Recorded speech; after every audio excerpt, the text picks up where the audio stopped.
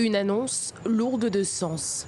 Au Royaume-Uni, la session parlementaire sera suspendue 5 semaines, soit plus longtemps qu'à l'accoutumée. Nous assisterons au discours de la reine qui sera le 14 octobre.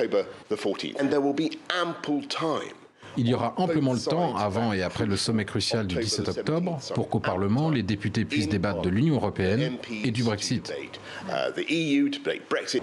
La session parlementaire est traditionnellement suspendue en septembre en raison des congés annuels des partis politiques.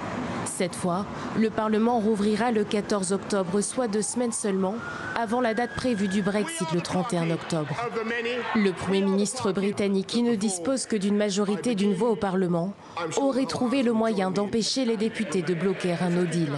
L'opposition dénonce un scandale constitutionnel.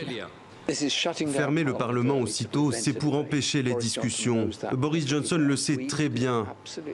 Nous ferons absolument tout ce qui est en notre pouvoir mardi prochain pour empêcher ce gouvernement de faire sortir le Royaume-Uni de l'Union européenne sans accord.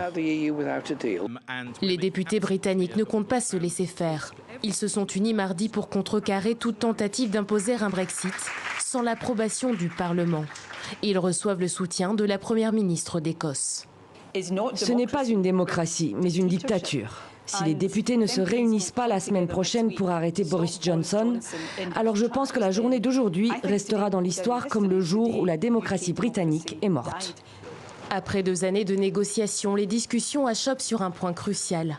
Boris Johnson refuse toujours de céder sur le sort de la future frontière irlandaise qui séparera le Royaume-Uni du marché unique européen.